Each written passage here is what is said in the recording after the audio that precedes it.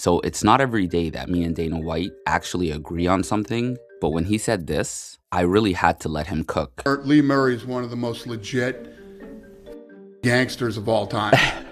Because not only is that true, but I'd take it a step further and say that Lee Murray is not only one of the biggest gangsters of all time, but he's also one of the most unhinged crash outs the world has ever seen. And just like with most mentally unstable people, it starts with his childhood. Lee Murray came from what I don't think any of us would describe as a normal family. His mother, a white British lady, met his father, a Moroccan man, while on vacation in the Canary Islands.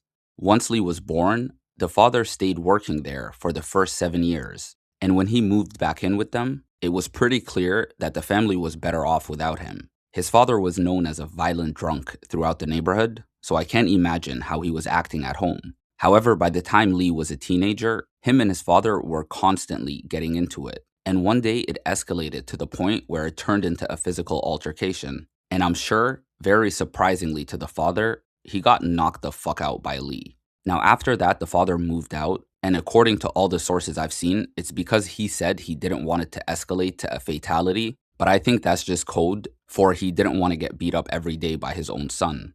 So once the dad was gone, Lee basically got the green light to do whatever the hell he wanted. And what he wanted to do was hood rat stuff with his friends. And that's where his best friend and future accomplice comes into the picture. His name was Paul Allen, and he also really liked fighting, to the point that it also led him to a career in fighting. So let's fast forward to 1998, because that's when Lee has his first daughter. This was somewhat of a turning point for him because it motivated him to pursue a career in MMA. Now, I'm not going to waste a lot of time talking about that career because after everything else that happened, it's pretty irrelevant. However, I do want to mention that he did have a very promising career, and he is, without a doubt, one of the biggest what-ifs in MMA history. But what I do want to talk about are the moments during his career that solidified that this man is mentally different. And the first moment where Lee really started gaining his notoriety was at UFC 38, which took place in London. That was the same card where Matt Hughes had the legendary KO slam on Carlos Newton. And as legendary as that KO was, there was something even more legendary that happened that night. You see, after the event, all the UFC guys went to a club to turn up. This group included Chuck Liddell and Tito Ortiz, who didn't fight that night, but were just there for networking and marketing purposes. Now, while they were leaving, a small misunderstanding led to a brawl between the UFC group and another group that was there with the coach Pat Milicic. And I'll let the coach himself, who, keep in mind, was also friends with Tito Ortiz, tell you what happened. Tito threw a combo at Lee. Lee ducked out of the way of everything. I don't even think Lee was drinking that night, so it was an unfair fight to begin with because Tito was hammered like I was. But Lee got out of the way of all the punches, threw a 5-punch combo back at Tito. Every punch landed. Very hard punches. And Tito went down, landed on his face unconscious. And Lee started to punt him in the head with his steel-toed boots on. So just as you heard, Lee slept Tito Ortiz, and anyone who knew who Tito Ortiz was heard about it. Now keep in mind, Tito Ortiz at this point was the UFC light heavyweight champion. And even though the sport was nowhere near as popular as it is now, anyone who had any idea what MMA was knew who Tito Ortiz was as well. On the other hand, Lee Murray was just a regional fighter who up till that point hadn't fought anyone outside of the UK. There's like a huge chance that Tito Ortiz didn't even know who Lee Murray was. And that would honestly make the story even funnier because it would mean that Tito Ortiz tried to fight someone he probably thought wasn't trained, only to get knocked out and publicly humiliated for it, which honestly sounds like exactly what he deserved if that was the case. So after that, everyone knew that this Lee Murray guy was dangerous, but everyone was still yet to find out exactly how dangerous he really was. Because the very next year, in 2003, a woman named Sabina Rizvi was murdered in the UK, and it was kind of a big deal. Sabina, who was 25, was shot in the head outside Bexleyheath police station in southeast London in March 2003. Now, a man named Paul Asbury was charged for the crime the following year and was sentenced to 20 years to life. And you're probably wondering what that has to do with this video. Well, even though Paul was officially charged for the crime, the authorities investigating were 100% sure that he had 2 accomplices. And even though Paul never gave them up, they were convinced it was Lee Murray, to the point where they arrested him twice for it. However, they couldn't really pin anything on him since Paul was refusing to speak, so they had no choice but to let him go. Now, not long after that, Lee had his next incident, and this incident was without a doubt the beginning of the end for him. On Christmas Day 2003, he was involved in a road rage incident. While Lee was driving his pregnant wife and daughter somewhere, someone rammed into their car. And the accident itself wasn't life-threatening or anything, but it escalated to the point where Lee knocked out a 17-year-old boy and then beat the boy's father into a coma. Lee immediately fled the scene, and surprisingly, he wasn't caught right away. And at the time, it kinda seemed like he got away with it. So that was on Christmas Day, 2003, and on January 31st, 2004, so roughly a month later, they still didn't identify Lee as the perpetrator of that road rage incident. So he managed to get himself signed to the UFC, and he was set to fight Jorge Rivera that night.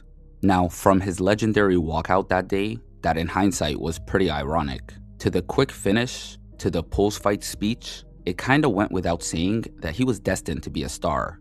Now, once he got back to the UK, he was shocked to find out that he was actually being investigated as the perpetrator. So he decided to just admit he was there and claimed it was self-defense. Because remember, they hit his car. So the authorities proceeded to open a case. Now, not long after that, the UFC booked him to fight Curtis Stout. But shortly after the fight was booked, when they were trying to arrange the visas, the UFC were surprised when they found out that Lee Murray's visa was rejected. And that was basically when they found out about the road rage incident. Now remember, the UFC back then was nowhere near as big as it is right now. Most of their events were held in the United States, so Lee not being able to get a visa basically guaranteed that he wasn't going to have a future with them. But he didn't let that deter him. While they were basically working all of that out, he signed with Cage Rage, which is a British promotion, and was ironically scheduled to fight none other than Anderson Silva himself. Now, even though he lost that fight, it's safe to say that he lost it in very good fashion, and that his stock without a doubt went up that night. There was almost no doubt that this man was going to be a star. However, it actually turned out to be the complete opposite, because that Anderson Silva fight ended up being the last fight of his entire career.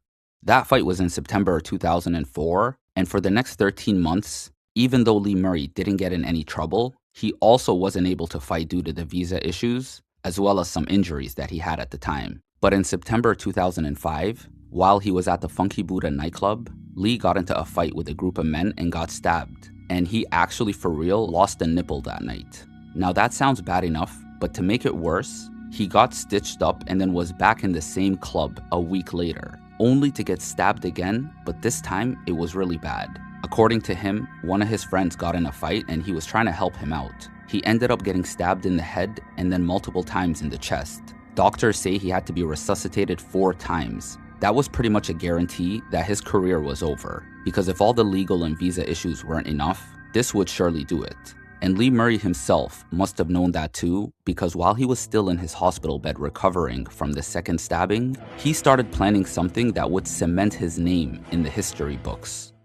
So just a quick recap so we don't get lost. He started his MMA career in the late 90s, then he knocked out Tito Ortiz in 2002, got into the road rage incident in 2003, had a relatively productive year in 2004, just to go on and get himself stabbed in 2 different occasions in 2005. So he started planning one of the most legendary bank heists of all time. Lee thought he had everything planned out and managed to get a crew of 40 people. But before we get into the actual event, I want to quickly talk about something that happened a week before, because it's gonna be super relevant. After Lee got out of the hospital, while he was still planning the heist, absolutely nothing about him or his lifestyle changed. So it probably won't surprise you to hear that on a random day, he crashed his Ferrari and then fled the scene.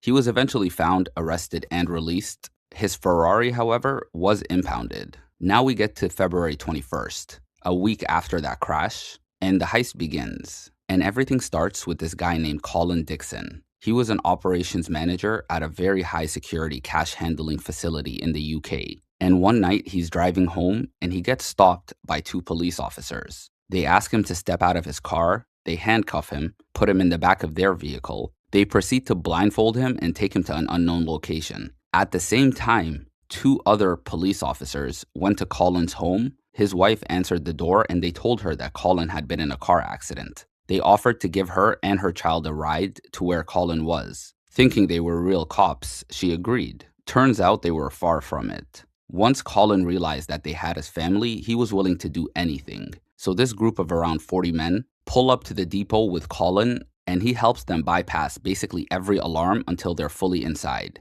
And by the time the other employees realized what was happening, the crew was already in. So the crew filled up their bags with as much cash as they could carry. That ended up being 53 million pounds, which at the time was over $80 million.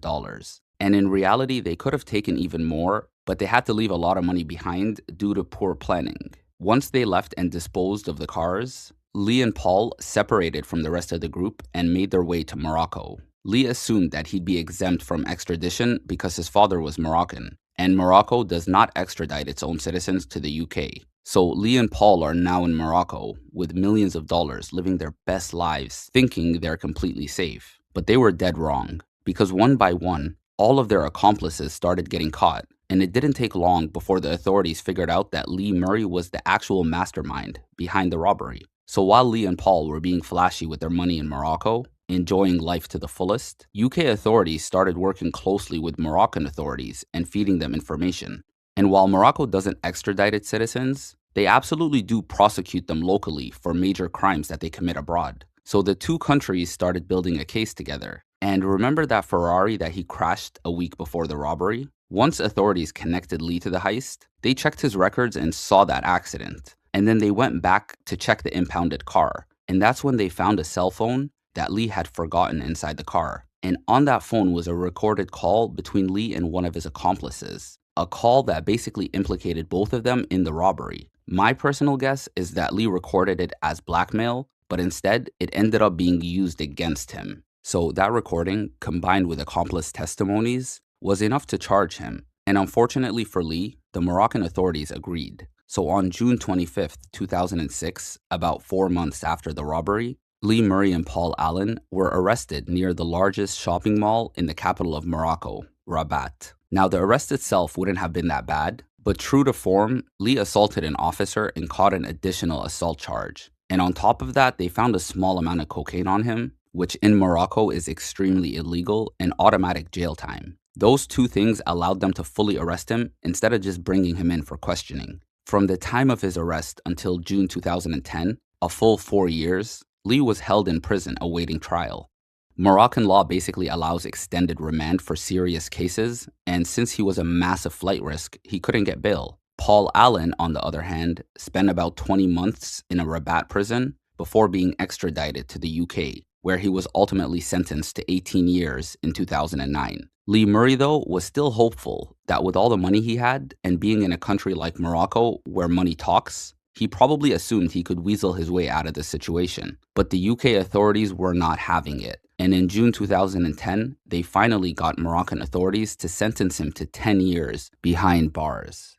Now, even though he got that long sentence, he was pretty hopeful about the appeal. But what he didn't know was that something he did a year earlier was about to come back and bite him in the ass. Because in 2009, a year before his original sentence, they caught him with some illegal items that he wasn't supposed to have. Items that clearly indicate that he was trying to escape. So they didn't immediately charge him for it, which is why it didn't reflect at all in his original 10-year sentence. But during his appeal, not only did the UK authorities push for a longer sentence based on everything he had done, the prison itself also pushed for a longer sentence because of the escape attempt. And they managed to convince a judge to increase his sentence from 10 to 25 years. So Lee Murray is still, to this day, in that same Moroccan prison, and he'll be there for another 5 to 10 years. Now, on a positive note, while he was in there, he did manage to father one confirmed child and one alleged child. And as beautiful as bringing life into this world is, everyone around him wasn't too happy, especially the jail officials, since he was not supposed to be getting any conjugal visits. Because Moroccan prisons do allow conjugal visits, but only to married couples. Lee Murray managed to somehow convince a guard to add him to the list, even though he wasn't married, most likely through financial motivation. So yeah, that's it for Lee Murray's story. Let me know in the comments if you think he's just unlucky and misunderstood, or if you think he's an absolute menace to society. Please don't forget to subscribe if you enjoyed the content. I've got much more coming soon. Take it easy, my friends. Until next time.